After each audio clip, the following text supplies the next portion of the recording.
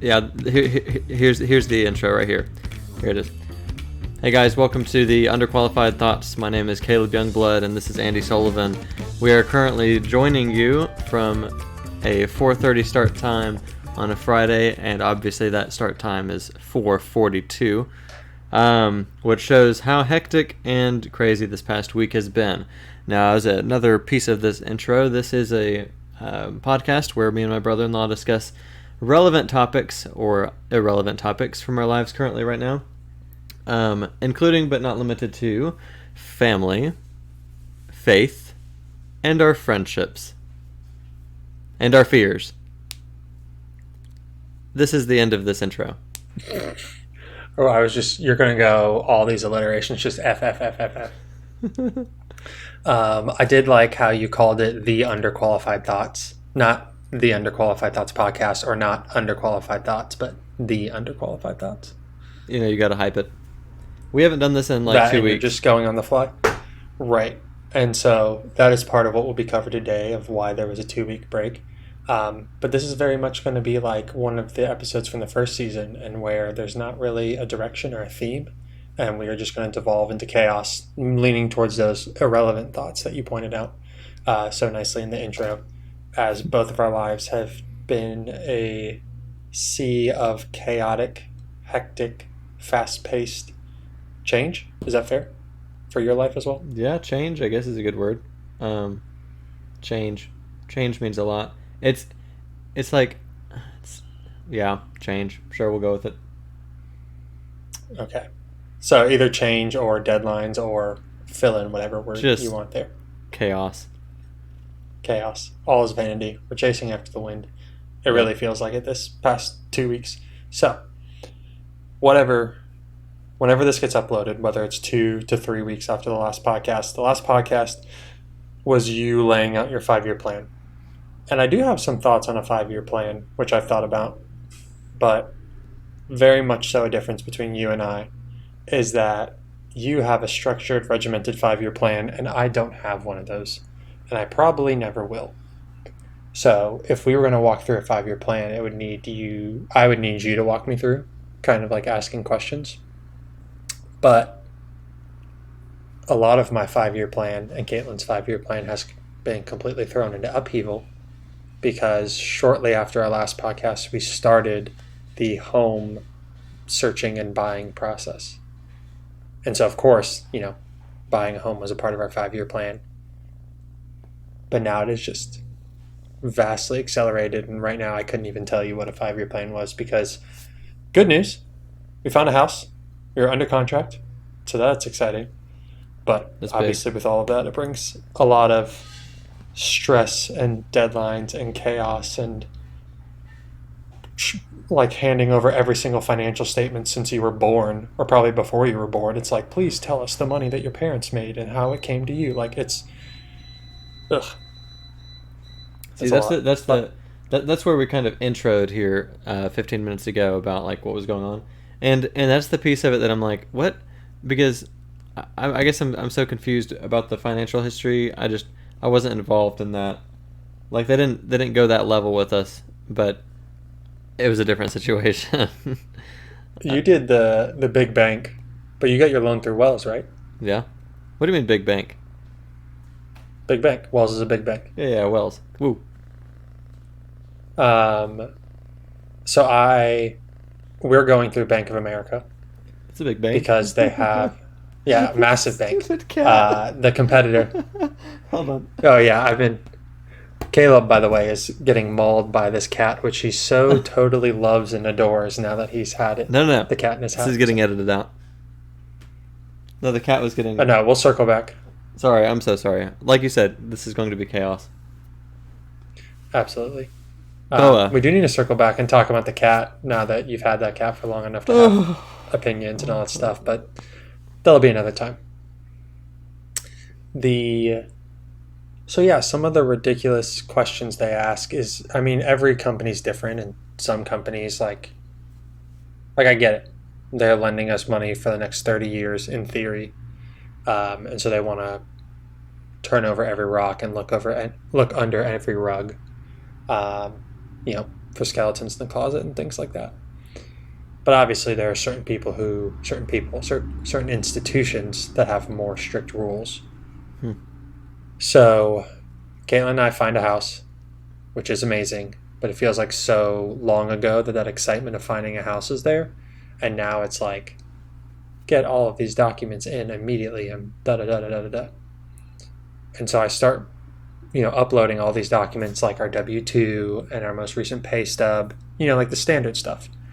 And then, I think I'm near the light, or I'm near the end of the tunnel. I'm seeing the light. And then all of a sudden they come back to me with an email of like, now that we've seen that, send us all of these things. Yeah. Like, apparently Ben and Pam's address showed up on Caitlin's credit report. So I had to tell them and disclose that we have no ownership rights in that house. And I'm like, why did Caitlin's parents' house show up and not like the 10 places I've lived in since I moved out of my parents' house? Something that they just asked, like they looked at our savings account statement and I had transferred $2,000 from our checking account into our savings account. And so they want a detailed explanation of that $2,000 coming from the account titled Andrew Sullivan. And I'm like, you just explained it right there. I took money from my checking account and put it in my savings account. That's the explanation. Wow. And then, they're like, we got our tax return. I filed early in February. We got some of our returns back from like the Fed and from one state, and we're still waiting on a few others. But they're like, we see this deposit from federal government and South Carolina tax return. Please provide us your tax return document. And I was like, why? Like, it explains right there where it's from. I don't know. Like, obviously there are fraudsters and there are people who have done horrible things in the past, which make it so that these big companies have to go through all these checks and balances to make sure we're not one of those. But it is frustrating when hey, I'm like clean, I'm like scot-free, not a fraudster, just a first-time home buyer who wants to buy a house. Yeah. And it's just a lot of extra work. Well, I think I just thought of something. One of the reasons that we maybe got so kind of lucky was because we had some paperwork, but it wasn't nearly as much as you're talking about. Was because we bank with Wells and we got the, what do we call this thing? Mortgage through Wells as well. Mm-hmm. So they must have already been able to see a lot of everything, I suppose. Yeah, that's true in the sense, especially if your savings account is with Wells. Yeah. Because there's a lot of scrutiny around the account which you're using to fund your purchase. Which is why all these things are coming through. They're scrutinizing our Ally bank account or savings account to no end. Yeah. And so, yeah, it would make sense because we aren't Bank of America clients. We had to create a Bank of America online account to start doing all of this. So they don't know us from Adam versus in y'all's situation where y'all had been clients for them for who knows how long. And so they could just look at all of that in their records. Well, podcast... like people listeners, there's just a lot. So obviously you guys have the house situation. We have which, to give more detail on that, it is a townhome that is being built. They haven't even broke ground on it yet, so it's a new build. And so our estimated move-in date is August to September, which has also caused some additional wrinkles in the process, and that we need to we've chosen to lock our rate. Yeah. And that is just whatever, as you were saying. Yeah, I'm out of practice with the podcast right now, so it's kind of in a way, people, you're listening in on a conversation I'm having with Andy. This is this one right here. I mean, this is this podcast. Right, because you said when you checked with me and you said, hey, are you still good for 4:30? I said, literally, yes. Mentally, I'm fried. And you were like, cool, I'm mentally fried too. And I was like, well, we'll see what happens. Yeah. And then, you asked if we wanted to skip it today. And I said, hey, man, if we're telling people that the purpose of this is to time capsule our early family's life, like we can't skip a week like this. Like we just absolutely need to time capsule this. Yeah. Yeah, I was talking with a coworker earlier today about just life or yesterday or something, and she was like, "Oh, I found you on LinkedIn. Oh, I found that you do podcasts, and you're doing this thing." And she was like, "Can you explain it?" And I was like, I basically just said our intro, like the one we normally use, and she was like, "Oh, that's so cool that you're trying to time capsule things. I mean, that's a really creative way to do that." And I was like, "Okay." You know, the way it manifests sometimes feels a little bit, it's just challenging because you're in the middle of life and it's like, what can you do about it? Like, again, we haven't posted in 2 weeks because there's just been a lot of stuff. Right. It feels like the fact that we are not just recording at the time capsule, but also posting it makes it feel like both from people outside looking in, like wanting to give advice or wanting to critique, to like, hey, if you're putting this out into the world, these are some things that you should consider, like have more structure, like put more effort into preparing before the episodes, and all these good tips and tricks that are helpful when we are trying to make a podcast. But the hard thing is we're not trying to make a podcast that's nice and polished. We're just trying to record our conversations more or less. And maybe the posting on Spotify isn't the best medium for that. But then again, that's what we're doing. And I suppose as long as we're recording these, we'll probably just post them to Spotify. Yeah. I mean, I guess you could, like, technically we could just record a phone call and, like, dialogue it somewhere in some sort of weird folder on Google and call it done. Right. But then I'm probably not going to listen to these episodes 5 years from now like we think we will. No. But we're also, like, I'm even less likely to go into a file in my Google Drive and listen to it. That's true. But I guess the interesting thing is, like, let's go with, like, our parents are still alive, but let's go with, like, well, let's just say that our parents are dead in, like, 40 years or 30 years. I don't know. Yeah, but just like you're supposed to guess under in age, you should guess over in death. 50? So, let's say our parents are dead in, like, 70 years. Okay. So, assuming that I'm still alive in 70 years, wouldn't it have been really cool to, like, listen to, like, what my dad's thoughts were when he was 25 and having his first kid? You know what I mean? Yes. And so that's what I think is, like, the downside of posting on Spotify is that we need to be a little more polished, and we have people giving their opinion and feedback in real time, which at times is valuable when it's well-meaning and we respect the person who's giving it and they're giving thoughtful, insightful advice. When that perfect package comes along, awesome. But when people who we don't know that well, or people who we know well and we love and care about, are offering more technical advice about, like, how we're presenting ourselves versus, like, the actual content of what we're saying, that's when it can get, that's when and posting on Spotify feels a little like there's a little tension there. Yeah. Well, it kind of breaks down because people right now, Miriam, if you're listening to this in 30 years, like, right now people identify social media as something that you should, like, aggressively want to grow and, like, aggressively want other people to listen to or watch, and it's all about the likes and followers, and but clearly, like, the people we are right now are the same people we are in, like, person, like, life. So I don't know.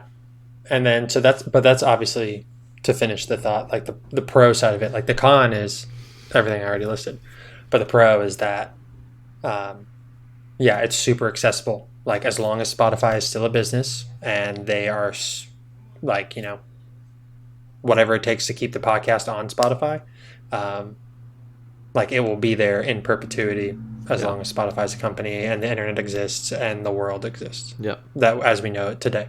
So, in theory, Lily and Miriam and all our other kids can listen to it, and our,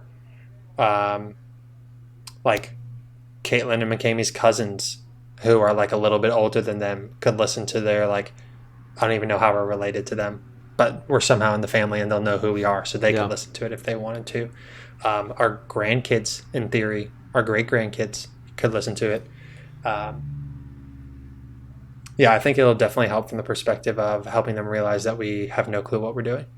Like when you're a little kid, and you think your parents know everything, and there's slowly that as time goes on, you realize, oh, I still respect them and I still value their opinion, but they're not perfect.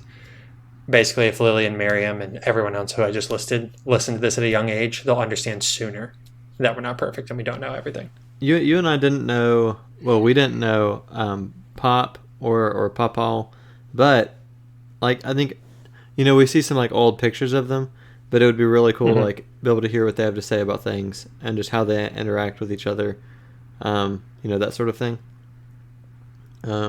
Right. There will definitely be highs and lows. There'll be nuggets of wisdom for every now and again, someone says something 60 years ago that still applies today. Yeah. And then there would just, I'm sure, just like ours, talk about getting canceled. There'd be moments where it's oh no, Andy and Caleb, what are you saying? You can't say that, however the world looks like in 40 years from now. Yeah. Oh, well, it's really interesting. First house buying.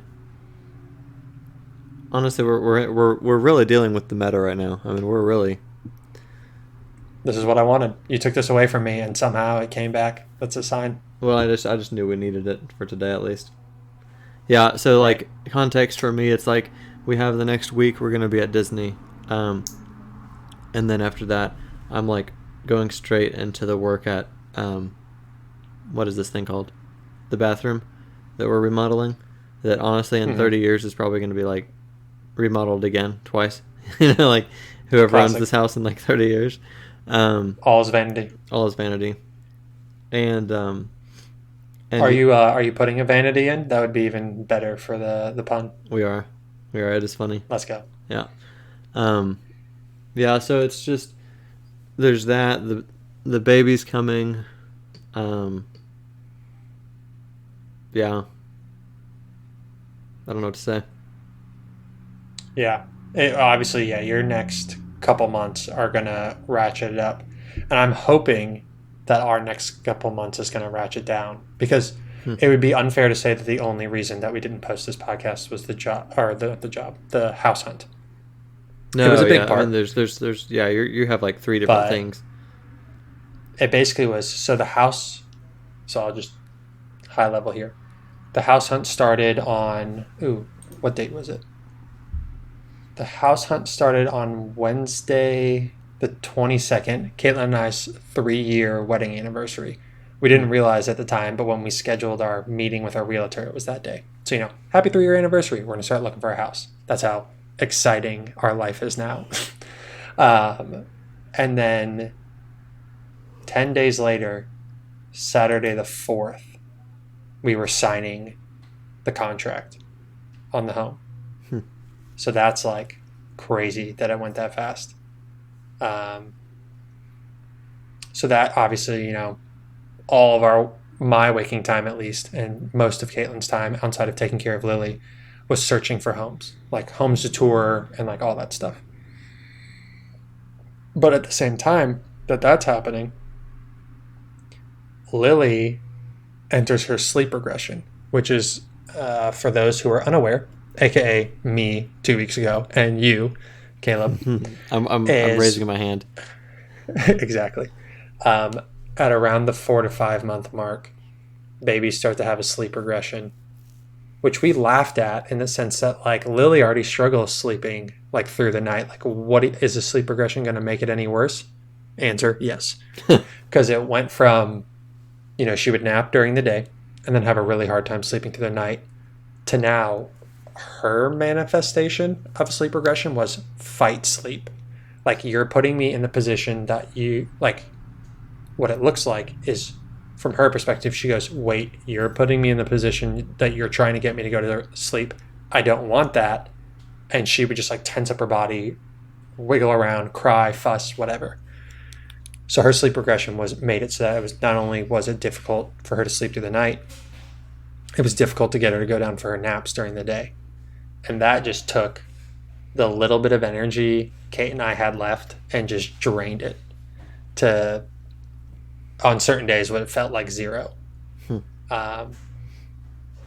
So yeah, that happened. That hasn't fully stopped, but I guess we've gotten better at adapting to it.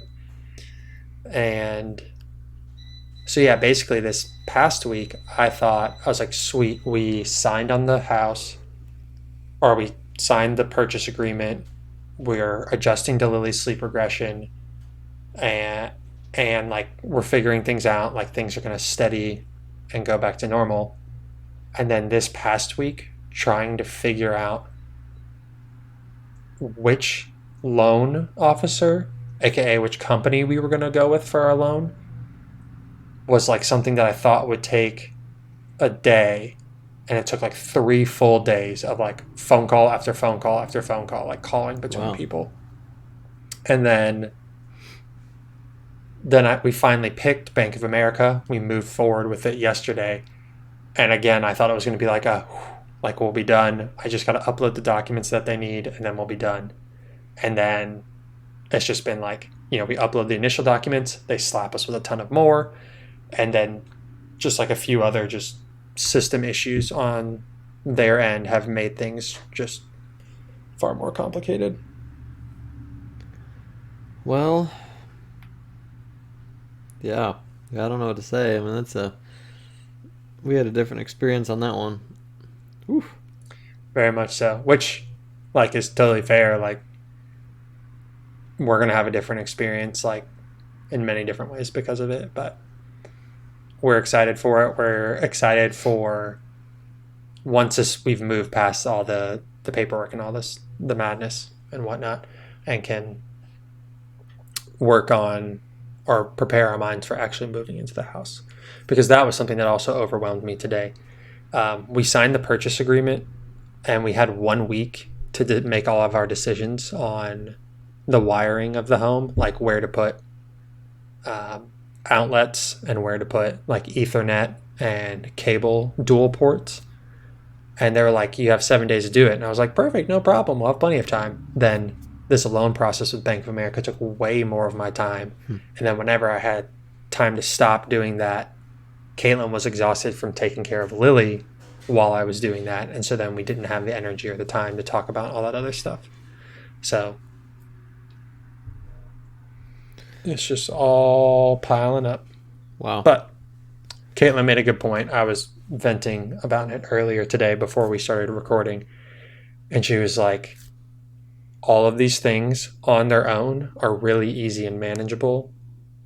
And so we just need to tackle them one at a time, because what feels overwhelming is the fact that all of these easy, manageable tasks, you just gave me 20 of them. And it's like, I have no clue which ones to prioritize. I'm trying to, the moment I start prioritizing one, then the other one rears its head and is like, nope, me first. And it's all this. Yeah. Madness. That's like most of life, actually. What's that? I know. What's that little phrase everyone's been running around with? It's I think it's All's vanity. No, it's more like progressive and not Christian. About, let's see here, it's some Disney movie, I think, came out with this phrase. Maybe it's like, make the next right choice or something. Take the next right step. I don't know. The point is, like, you obviously can't do everything This is a key at once. example. Is if this was a well-polished podcast, you would have already had that quote either memorized or on like a piece of paper or a screen next to you, so that you could quote it without question. Yeah. But yeah, that is, if the idea of what you're getting across sounds like it's like, just do better. No. It's like, it's not just do better. It's like you have a million things that you could do or have to do, and in order to do the million things, you just have to do the next thing. Like, you just have to keep going forward. Load management, priority management. Yeah. Prioritize and just kind of just take. Oh, dude, that. Did you watch those claymation Christmas movies from our childhood? Like Santa Claus is Coming to Town, or no, The Year Without a Santa Claus. No. There's a song in it that just says, just put one foot in front of the other, and soon you'll be walking out the door. Let's do this, Andy.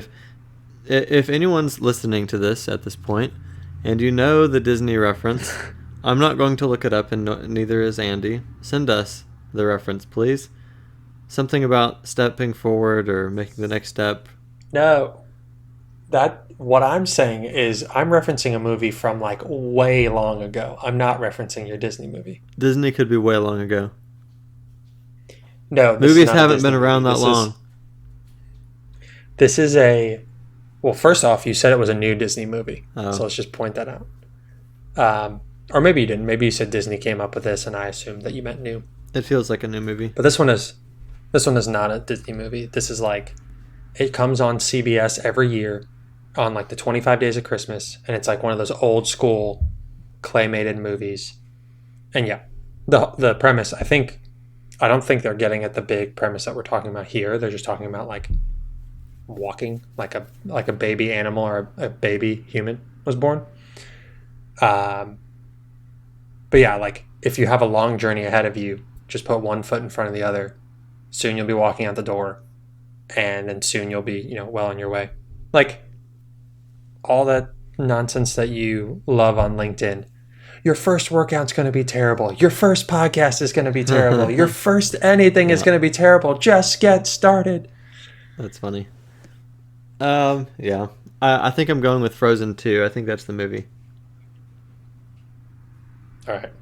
I'll let you have it. But we'll see. The listeners will have to let us know.